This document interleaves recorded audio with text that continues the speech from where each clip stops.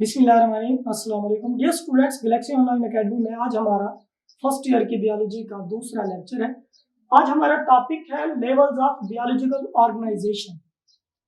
जैसा कि हमने पीछे 9th क्लास में भी पढ़ा था कि जानदार जो है ये कम्प्लेक्स एंटिटीज है, इनका एक कम्प्लेक्स स्ट्रक्चर है, इनकी बनावट कोई सादा नहीं है जैसे हम आम मॉलिक्यूल्स की केमिस्ट्री में पढ़ लेते हैं या कोई एटम्स वगैरह की। ये बड़े पेचीदा बने हुए हैं। अब यहाँ पर हमने उनका लेवल देखना है। सबसे पहले यहाँ पर हम पढ़ेंगे बायो एलिमेंट्स के बारे में। बायो एलिमेंट्स कौन से हैं? टोटल जितने भी एलिमेंट्स कायनात में पाए जाते हैं उनमें नेचुरल जो पाए जाते हैं कुदरती तौर पर वो 92 एलिमेंट्स हैं और 113 तकरीबन जो आज तक दरियाफ्त हो चुके हैं। कुछ इनमें आर्टिफिशियल तौर पर भी बनाए गए। ये केमिस्ट्री का टॉपिक है। तो इनमें जो जानदारों में पाए जाते हैं, जो जानदारों की बॉडी बना रहे हैं, जानदारों की साख्त बना रहे हैं, वो बायो एलिमेंट्स कहलाते हैं। वो तमाम एलिमेंट्स जो जानदारों को बनाते हैं और इनमें इनकी तादाद कितनी है? 16 है। 16 एलिमेंट्स बायो एलिमेंट्स कहलाते हैं जो तकरीबन तमाम जानदारों का बॉडी या जिस्म स्ट्रक्चर बनाते हैं। इन 16 के अलावा भी कुछ है एलिमेंट्स जो कि दूसरे जानदारों, खास जानदारों में पाए जाते हैं, तमाम में नहीं पाए जाते। तो तकरीबन हम 16 एलिमेंट्स हैं, उन्हीं को बायो एलिमेंट्स का नाम देते हैं। और इनमें 6 एलिमेंट्स, बायो एलिमेंट्स 16 है, इनमें 6 एलिमेंट्स ऐसे हैं जो बहुत ज्यादा तादाद में पाए जाते हैं, इनमें ज्यादा मिकदार में पाए जाते हैं। तकरीबन जानदारों की बॉडी का या मास का 99% यही 6 जो है वो एलिमेंट्स बनाते हैं। वो कौन कौन से हैं? कार्बन, हाइड्रोजन और ऑक्सीजन।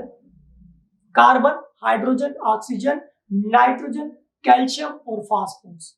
ये 6 वो एलिमेंट्स हैं जो जानदारों की बॉडी का बाई मास तकरीबन 99% बनाते हैं। इसके बाद अब ये एलिमेंट्स कैसे जानदारों को बनाते हैं, जानदारों की साख्तें कैसे इन एलिमेंट से बनी हुई है, ये हमने आज पढ़ना है।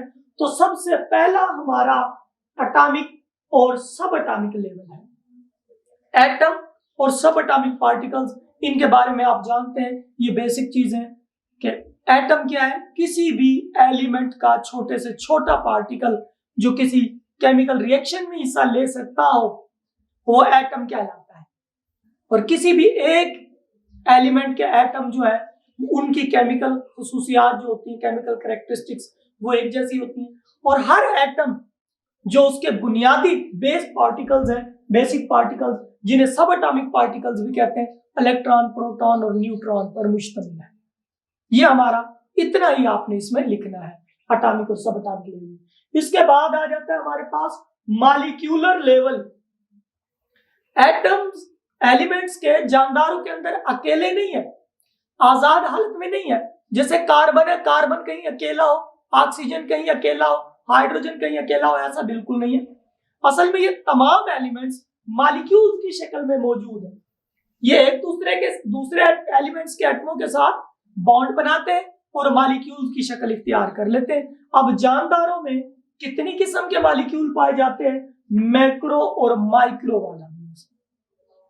मैक्रो बड़े से निकला है, जो मॉलिक्यूलर वेट ज्यादा रखते हैं, जैसा प्रोटीन के मॉलिक्यूल्स हैं, लिपिड्स के हैं, हीमोग्लोबिन वगैरह है, ये मैक्रो मॉलिक्यूल्स हैं। एक होता माइक्रो मॉलिक्यूल्स जिनका मॉलिक्यूलर वेट छोटा, माइक्रो छोटे को कहते हैं।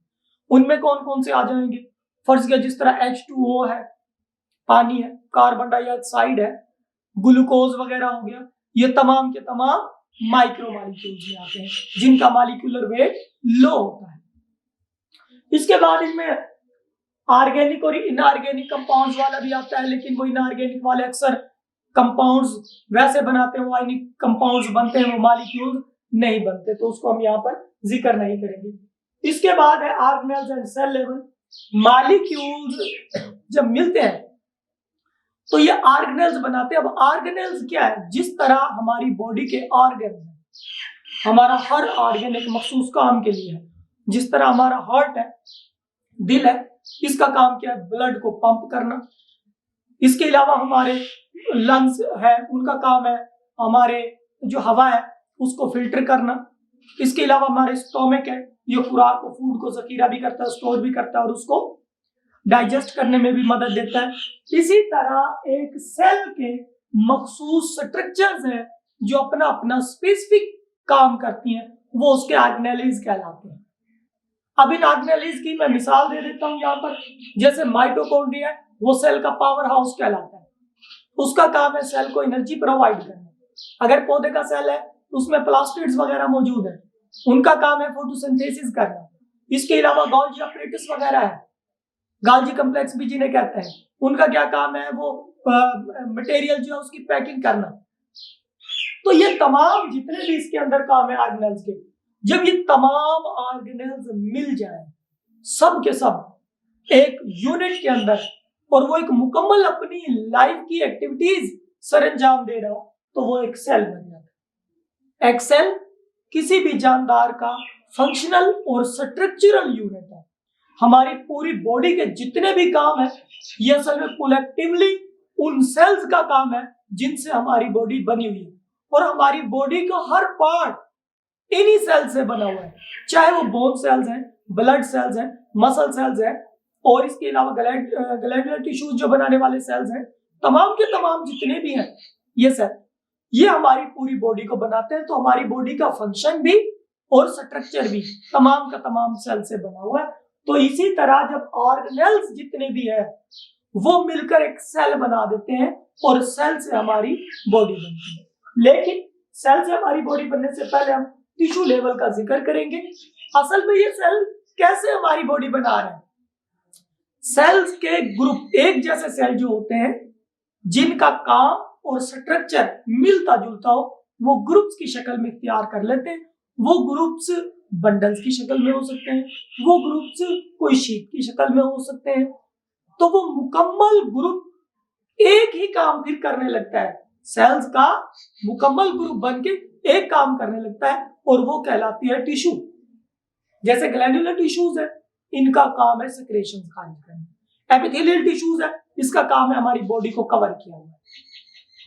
इसके अलावा जाइलम टिश्यूज है पौधों के अंदर, उनका काम है मिनरल्स और वाटर जो रूट से जज़ब होते हैं, एब्जॉर्ब होते हैं, उनको एरियल पार्ट्स तक, ऊपर वाले हिस्सों तक पहुंचाना। तो ये हमारे पास टिश्यू है। इसके बाद टिश्यू के बाद organ and organ system level है। अब ऑर्गन क्या है हमारी बॉडी का, मैं बता चुका हूँ। स्टोमक एक ऑर्गन है हमारा, ब्रेन एक ऑर्गन है, हमारी टंग होगी, हमारी आंखें, कान, जितनी भी बॉडी पार्ट्स हैं ये ऑर्गन्स कहलाते हैं। हमारी जिल्द होगी, पूरे जिस्म को ढांपा हुआ एक ऑर्गन। ये कैसे बना है, ये मुख्तलिफ टिश्यू से बना हुआ है। अब यहाँ पर हम मिसाल ले लेते हैं हमारे स्टोमक की। हमारा स्टोमक जो है इसमें मस्कुलर टिश्यूज भी हैं जिनका क्या काम है, वो हमारे स्टोमक को हरकत देते हैं ताकि वो खुराक को गैस्ट्रिक जूस जो हमारे स्टोमक के अंदर बन रहा है उसके साथ वो मिक्स कर सके। इसके अलावा ग्लैंडुलर टिश्यूज है, वो गैस्ट्रिक जूस खुद खारिज कर रही है। तो ये इस तरह मुख्तलिफ टिश्यूज मिलकर एक ऑर्गन बनाते हैं, और कोई भी ऑर्गन जो है वो एक अपने स्पेसिफिक काम के लिए मखसूस है। जैसे हमारे दांत है, ये ऑर्गन, इनका काम है खुराक को कट करना, उसके पीसेस को, और चबाना, उनको पेस्ट बनाना। इसके अलावा एसोफेगस है, ये भी समझो एक ऑर्गन है, खुराक की नाली हमारी ओरल कैविटी से खुराक को स्टोमक तक पहुंचाती है। स्टोमक है, खुराक को ये मिक्स भी करता है गैस्ट्रिक जूस के लिए, और गैस्ट्रिक जूस को खारिज भी करता है। हर एक ऑर्गन का स्पेसिफिक काम है। आंखें हमारी ऑर्गन है, देखने का काम करते हैं, कान ऑर्गन है, सुनने का काम करते हैं, हार्ट ऑर्गन है, ब्लड को पंप करने का काम कर रहे हैं। ये तमाम ऑर्गन के काम है। इसके बाद नेक्स्ट लेवल है ऑर्गन सिस्टम। ये ऑर्गन सिस्टम कौन सा है, हमारी बॉडी के अंदर मुख्तलिफ प्रोसेसेस हैं, और एक सिस्टम किसी भी एक काम को मुकम्मल करता है, पूरा करता है, वो ऑर्गन सिस्टम कहलाता है। अब मैं डाइजेस्टिव सिस्टम की मिसाल ले लूं। हमारा जो न्यूट्रिशन का एक मुकम्मल प्रोसेस है, कैसे हम ग़िज़ा हासिल करते हैं, कैसे फिर उसको एक्सक्रीट किया जाता है, और कैसे उसको हम एब्जॉर्ब करके अपनी बॉडी का हिस्सा बना लेते हैं, कैसे उससे एनर्जी हासिल हो रही, ये तमाम काम एक सिस्टम कर रहा है, और वो सिस्टम कहलाता है डाइजेस्टिव सिस्टम। अब उसमें कौन कौन से ऑर्गन है, उसमें हमारी ओरल कैविटी में मौजूद टंग आ जाएगी, हमारे चिक्स आ जाएंगे, हमारे टीथ आ जाएंगे, तमाम के तमाम। इसके अलावा फेरिक्स, लैरिंक्स वगैरह जो है ये आ जाएंगे। हमारा यहाँ के एपिग्लोटिस तक का उसमें काम है। इसके अलावा एसोफेगस है, स्टोमक है, स्मॉल इंटेस्टाइन है, लार्ज इंटेस्टाइन है, ये तमाम के तमाम ऑर्गन एक काम कर रहे हैं। कौन सा? हमारा डाइजेस्टिव सिस्टम बना रहे हैं।